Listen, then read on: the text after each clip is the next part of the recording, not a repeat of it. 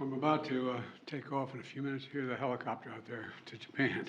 Not the helicopter, but to Andrews. Anyway, and to meet with leaders of G7. America's role in the world is vital, especially right now, as we work together with other countries to support Ukraine and take on the challenges that demand international cooperation, and from tackling the climate crisis to strengthening the global economy.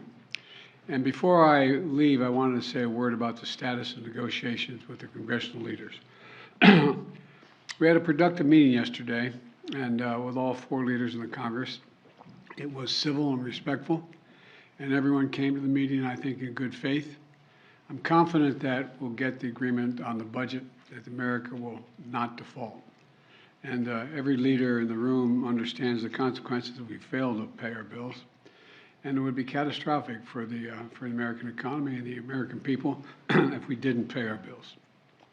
And I'm confident everyone in the room agreed with the speaker, from the speaker to the majority leader, to the majority leader in the House and the Senate, the majority leader in the Senate, the minority leader in the Senate, as well as the Democratic leader in the House, that we're going to come together because there's no alternative to do the right thing for the country. We have to move on. And to be clear, this negotiation is about the outlines of what the budget will look like, not about whether or not we're going to, in fact, pay our debts. The leaders have all agreed we will not default. Every leader has said that. And I'm proud of the progress my administration has made. We've reduced the deficit in the first 2 years by $1.7 trillion in the first 2 years. And I proposed a budget that would reduce another $3 trillion over the next decade.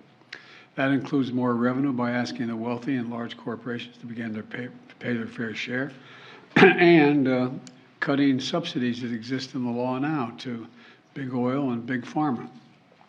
Yesterday, we all agreed that both the Speaker McCarthy and I would designate senior members that we would negotiate to give our authority to make agreements in detail on what we wanted. So we narrowed the group. To meet and hammer out our differences. And we've done that.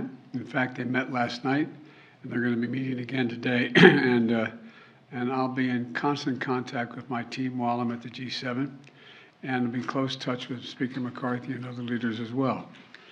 Now, what I have done, in anticipation that we won't get it all done till I get back, is I've cut my trip short in order to be for the final negotiations and sign the deal with the majority leader. I made clear that, and I'll say it again, America is not a deadbeat nation. We pay our bills.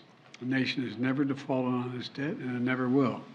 And we're going to continue these discussions with congressional leaders in the coming days until we reach an agreement, and I'll have more to say about that on Sunday when I have a press conference on this issue. As it stands now, the intention is to go to the G7, be back here on Sunday, hold a press conference, and in the meantime, I've spoken to the Australian leader Albanese, and I'm going to be seeing him at the G7. He'll be there as well, along with the Indian Prime Minister and along with the Japanese as well. So the Quad members will be there. We'll get a chance to talk separately at the meeting, but it's unlikely I'm going to be going on to Australia. So thank you very much. Mr. President, what about work requirements specifically are you still considering? It sounds like it's still on the table and you haven't ruled it out. Which would you be willing to accept? Well, I'm not going to accept any work requirements that's going to impact on medical health needs of people. I'm not going to accept any work requirements that go much beyond what is already. I voted years ago for the work requirements that exist. But it's possible there could be a few others, but not anything of any consequence. Thank you. What message does this send to PNG and Australia? I know that it was important to you to focus on Asia in this trip, but this is having to be put aside. Is this almost a win for China? No, because we're still meeting. We still have four good allies. Will you be announcing new sanctions on Russia during the G7? With President Xi soon, sir?